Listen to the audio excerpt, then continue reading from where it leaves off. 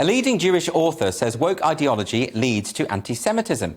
David L Bernstein has written a book called Woke Anti-Semitism: How a Progressive Ideology Harms Jews. In England and Wales, there was a 49% increase in the number of hate crimes against Jewish people that were reported to police in the 12 months up to last March. I'm delighted to say that David joins me now. Thank you so much for coming in. Thank you for being here. So this is the book. I just want to hold it up here. This is the book, Woke Anti-Semitism. Now, a lot of people will be confused, I suppose, because the word woke has become quite nebulous and people don't really know what it means. What do you mean by woke when you talk about it? So when I say woke, I mean two things. One is that racism and oppression are embedded in the very structures of society.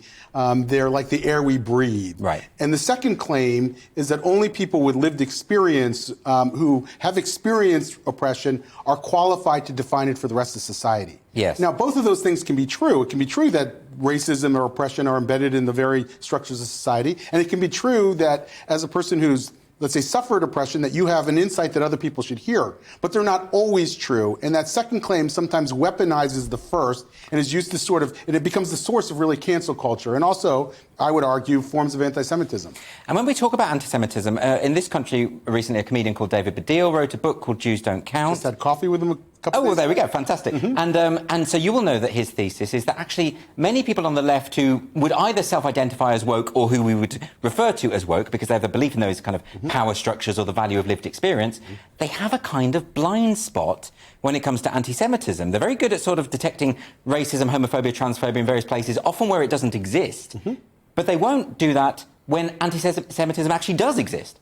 Exactly. So this ideology equates power and privilege with success, with economic success. And that's going to always end up bad for the Jews, as we like to say.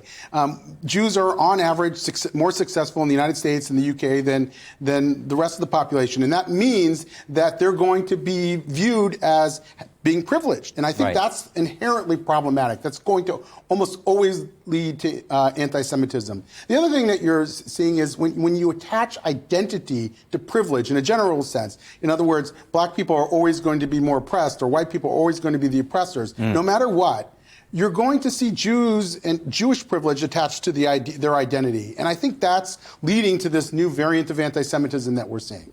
To what extent do you think that the singular emphasis on skin colour and race has distorted the debate? I mean, recently we had Whoopi Goldberg saying, I mean, you know, this has been talked about a lot, but she made the claim that the Holocaust was about white people bullying other white people.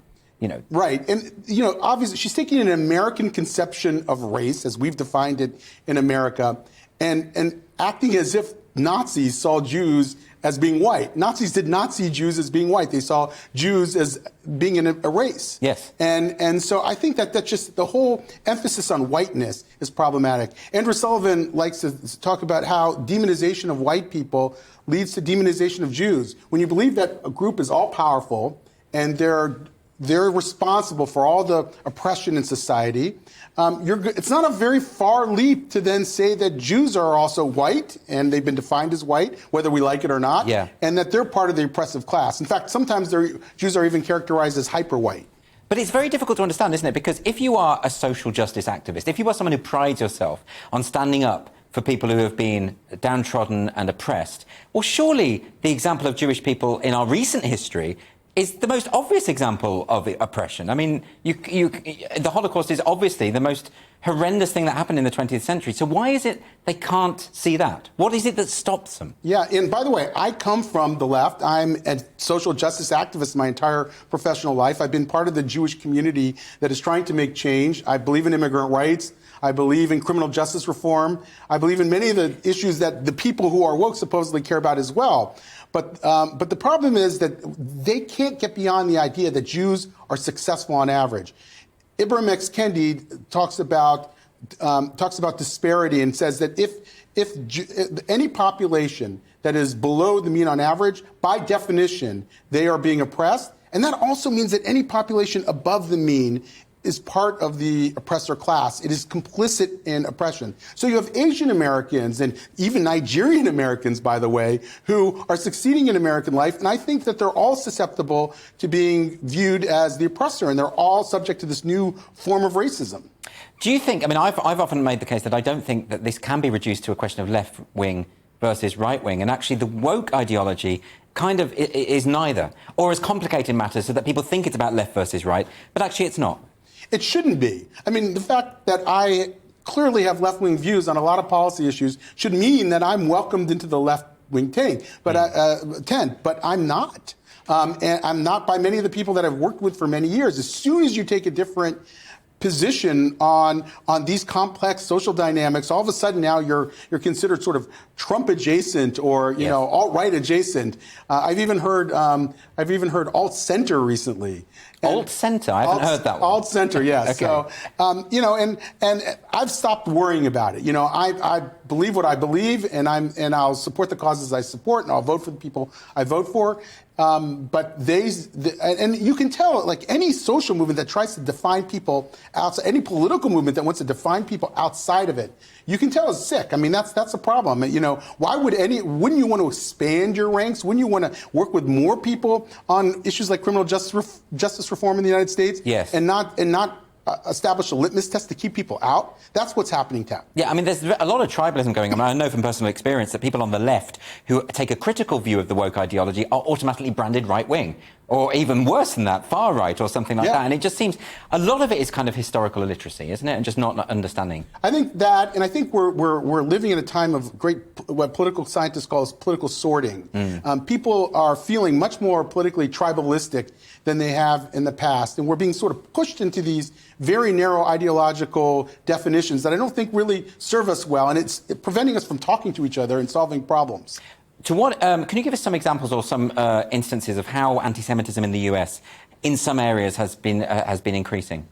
Yeah, so we're seeing it on all sides. So you see it on the right. And by the way, it's happening because there are ideologies and conspiracy theories, really simplistic explanations that are sort of finding their way in all the ideological camps. So you have the Great Replacement theory in the United States, which holds that immigrants are replacing ordinary Americans. And guess who's doing the replacing? Jews. So that is a source of anti-Semitism on the right. You also have, of course, an Islamist version of anti-Semitism, too, that you see in certain sectors, and especially on college campuses. That's giving rise to a variant of anti-Semitism. You have a black supremacist version that holds that, for example, that black people are the real Jews and the Jews have stolen the covenant. Yeah. And then you have what I would call woke anti-Semitism or radical social justice anti-Semitism, and that views the Jews as part of the oppressor class. And that's really what's giving rise to anti-Semitism, really on all sides, all at once. Do you think that the reason why woke anti-Semitism, which is what you outline in your book, is on the rise, is because those who identify as woke take the view that they can't possibly be prejudiced? They're not capable of that because they're the good guys. Yeah. The first clue I had was going back 20 years ago, and I heard the phrase, racism equals prejudice plus power. And I remember hearing it the first time, and I thought to myself, so that means if I'm viewed as a part of the powerful class, that I can't be a victim, and somebody who's considered part of the victim class can't be a victimizer. Yes. And I knew that was problematic, and I wrote about it 20 years ago. And said, if this really catches on, we're in trouble. And I think that's exactly what's happening. That's really interesting, because that idea of redefining racism as an equation, prejudice plus power, that's now the standard sort of intersectional definition of the term. But it's also come into dictionaries. Merriam-Webster, for instance, changed their definition of racism to include that element of privilege and power and those kind of things. But that's not what it means, and that's certainly not the way. It shouldn't mean that. No. It shouldn't mean that. It should mean that when you're prejudiced against a group, you should be considered a racist. So why has that taken hold so much? Why has the intersectional movement become so powerful in all of our major institutions to the extent that they can have a dictionary definition changed? Yeah, it's really amazing to sort of look back. I mean, it was in 1968 when you had this real takeover of certain universities. It was often called the Long March Through Institutions. Yeah. And it was, as you put it before, it was really confined to the university for many, many years. But you started, even in like the late 1990s, early 2000s, you started to see it in the corporate sector. You started to see it in institutional life. And it was growing and growing. And in 2014, I was the head of a campus-oriented organization. I remember almost overnight, you could feel the difference in the campus environment. And it just, from there, it got worse and worse. And obviously, George Floyd was a tipping point in the discourse. And it just transformed overnight almost the discourse in America. And I think a lot of people just caved at that point. Yes. If you were holding off on a diversity, equity, inclusion program, a coercive version of that, you might have then caved at that point because there was just so much pressure. And I call this identitarian deference. It's when you defer to another group who has authority to define the world for you. And I think that's very problematic. I know you actually talking right about that as well. And you saw it in institutions. You saw it in Jewish organizations as well after George Floyd, that they said, well, you know what? We're really not in a place where we can articulate this for the rest of society. So we'll hire a new DEI coordinator or consultant, and we'll just defer to them. And once you sign on that dotted line of deference, you really have very little room of maneuverability. Yeah, they become the kind of clergy, and they get to decide absolutely everything. Can I ask you, David, as well, about the differences between America and the UK? I mean, over here, the Labour Party has had all sorts of issues with anti-Semitism. There have been scandals there. Is there anything comparable in America? Well, there is. In one sense, the UK has been worse off considering the role that Corbyn played in Labour. In another sense, I think wokeness itself and this ideology has really gone much deeper and much further in American society than it has in UK. By the way, Canada is even worse because there's no opposing political force in Canada. So it's just moving freely throughout institutions and capturing institutions. But I don't think the United States or the Democratic Party is susceptible immediately to a Corbyn-like figure because Democratic voters are still relatively moderate. There's not that many AOCs or Ilhan Omars being elected. They're still having to win over a larger swath of their districts. Yes. So I don't think we're in immediate danger of Corbynization. But look, 10 more years of this ideology untamed, who knows what it's going to be like. Well, I mean, Biden was elected on the idea that he was the non-woke candidate. But so much of what he's actually done would suggest that isn't necessarily true. And that maybe he is quite susceptible to the squad, you know, those people who have had connections with anti-Semitic people. I speak with members of Congress and people who work with members of Congress, and the sense that I have is that even though these members are still being elected, moderate members, they're always looking over their left shoulder. They're always worried about that energy coming from that woke core of the party, and so they're factoring in how they think and how they vote. I think that's a problem, and I think Biden is doing just that.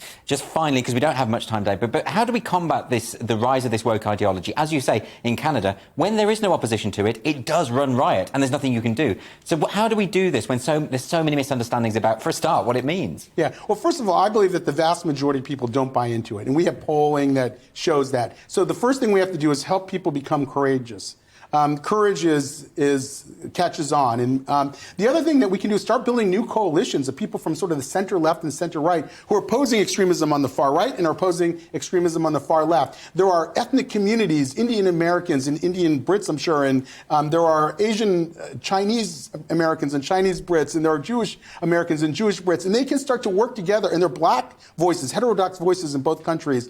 I've met some Nigerian voices that are extremely concerned about the current ideological state. We can start to work together and create a new sort of political vibe in our countries. David Bernstein, thank you so much for joining me. Really appreciate it.